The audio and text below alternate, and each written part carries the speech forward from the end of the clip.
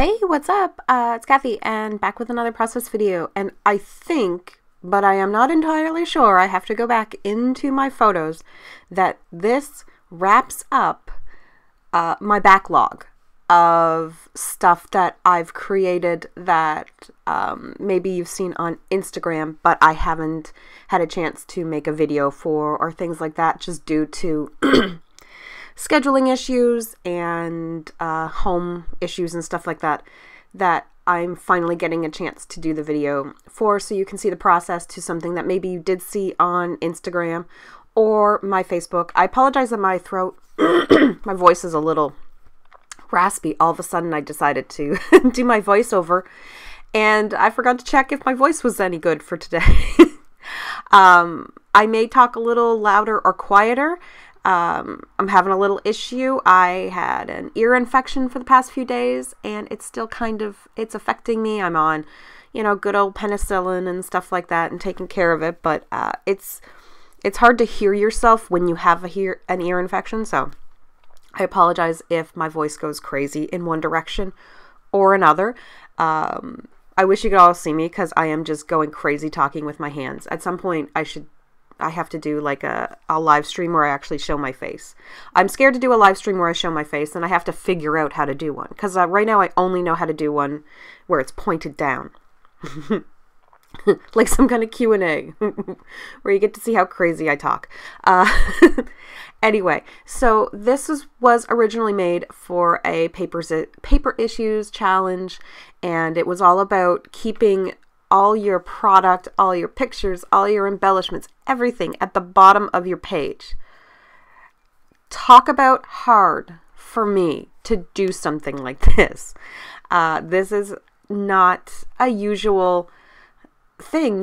You guys know I love to continue to embellish to the point where I have completely over embellished, maybe a little. So this was hard. The paper is actually like the butterflies, all that came on this paper. I thought it would be a perfect choice for doing this because of the decoration already on it. And it's from the 7 paper company that Studio Calico had for a little while. I don't think they have it anymore. But it was a really cute one. And I did buy it at Paper Issues a little while ago, and I've just been holding it in my stash. It's a really cool back side too. B side, I guess you would call it. I would call this the A side because of the design on it. And originally I thought for sure this was going to end up like being used with a girl layout, just because, butterflies are kind of associated with more feminine stuff, but I loved the idea of using this as for this purpose because there's a lot of boy colors on it anyway. That red and that green, that gray, the teal. There was a yellow, but it did get covered up, so there is still yellow in the dots, so that I'm gonna make sure to bring in some of that color.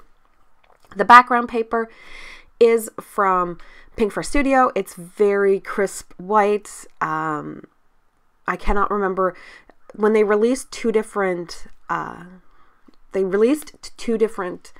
product lines last summer, I believe, and one was called Dream On, and I feel that this one's from the Dream On, or some kind of, the other one was called like Life is Beautiful or something like that, and it was one of those ones. I have a whole bunch of both of them, and I'm trying to work through them because I really loved them when I bought them. I still love them, but I always find it difficult to work with Pink for Studio stuff. And it's just because, I don't know, I get it and then I cannot figure out what to do with it. The paper I used in the corner to just add a little bit more color is from an 8.5 by 11 paper pack that I got at Michael's, and it had a whole bunch of American Crafts, what are they called? Designer stuff. So I think this might have been like an Amy Tangerine, or it could have been a crate paper, and the pattern was kind of shrunk down to 8.5 by 11. I know a lot of people that actually have that same paper pack. Bought it when I was desperately wishing that I could have some of the same products that I saw people have online. So I was so happy to get it, even though some of the papers definitely are not one that I would work with. I'm putting pop dots on foam, yeah, because I want to pop up one of the papers, and I just didn't feel like cutting out more paper or cutting out more foam. So I didn't put anything other than some crumpled vellum behind the photos. I like that it's kind of obscuring some of the colors of that corner, but not too much. I'm going to use this as an opportunity to use up some of my Pinkfresh Studio ephemera. I think I've mentioned before, one of my difficulties with using Pinkfresh Studios, a lot of their ephemera has writing or phrases on it, which means everything just becomes very much like phrases everywhere, and it can get a little bogged down, I find. So I have to use it sparingly. So that's kind of how I feel about that. Is I really do love their stuff. I'm not upset about their stuff, but I have to spread it out over multiple layouts in order to get the design that I'm looking for, because I just don't want too much little phrases and stuff like that, because then you won't sometimes it becomes hard to figure out what the title is if you're doing a title, which you don't have to do a title. I loved these little triangles. Anyone kind of look at them and think of the Triforce from Zelda, like gonna go to Hyrule, and yeah. I love that game. Anyway, so I always thought of that when I saw them, but I'm gonna use them not as, you know, a video game nerd piece, but just in this layout. And I'm still trying to keep everything down to that bottom. It's supposed to be the bottom 1/3. You know, I could never have done it with the whole just a third in the bottom. Like there's no way. Even the design on the paper doesn't allow me to do that. But I am trying to keep it all clustered as much as I can towards the bottom, with just a little bit kind of coming off into the top portion of the layout. And I find that that's kind of the best of both worlds. It's kind of the compromise, is if it's all down at the bottom, but there's just a little bit kind of trailing off. And I thought that that idea worked perfectly with the photos, because he was trying to blow dandelions to make a wish, which was not a success. He did not have the lung capacity to actually make them blow off the dandelion. Plus, he doesn't get the concept of blowing hard, so he's just like poof, poof, and thinking it's going to blow off, and it doesn't. But the Pinkfresh Studio line that I was using, I have both the ephemera pieces mixed all together, but okay, there it goes. Live More and Dream On. And I believe I was using mostly Live More, actually. Maybe a little bit of Dream On as well. That they went really well with this paper. And because I don't have any of the ephemera from that paper line, just a few of the papers, it's great to find an ephemera piece that I can use with them that almost looks seamless, like as if they were meant to be together, but they technically aren't meant to be together. And because I find photos that you print at home, and I don't know if this is the way it is with a Canon selfie or if this is the way it is with other products, they're a little not stark white when they're black and white. I like to have a little bit of separation. So that's why I kind of put some other colors around it between the stark whiteness of the paper. I'm going to take a moment before my thing ends, because I want to do another Patreon shout out. And this is to Lisa, and I think her little handle is Potsy Fighter.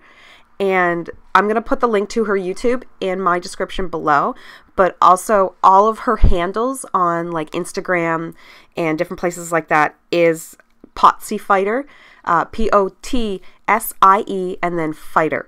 And if you like colorful layouts and designs and stuff, you need to go follow her on Instagram for sure, and totally check out her YouTube. But she, like, I make bright layouts. She makes amazingly bright, colorful, fun, busy, full of life layouts. And she is a huge supporter on my Patreon. And I can't do it. I can't do this stuff without my patrons. Like, I really can't. They help me so much with all their love and support. So make sure you check her out, please. And if you want to become a patron and get a shout out as well on videos, you can. It doesn't matter how much you subscribe. It could be $1, it could be $2, it could be any amount. All you need to do is sign up and then give me some of your handles so that I can do a little shout out for you. So to finish it off, I chose some black font from, I think it was like an old Studio Calico kit. And then those little letters are from, I believe, Webster's Pages. And it just made a nice tiny little title. And I used the hashtags so that the make would be the same length. That's the only reason there's a hashtag for Wish. And yeah, that's about it. I'm just going to sprinkle some Heidi Swap Color Shine in, I think it's chartreuse. And that's the end of the layout. Pictures are coming up. Thank you guys so much. And I will see you all in the next video. Have an awesome Scrappy day. Bye.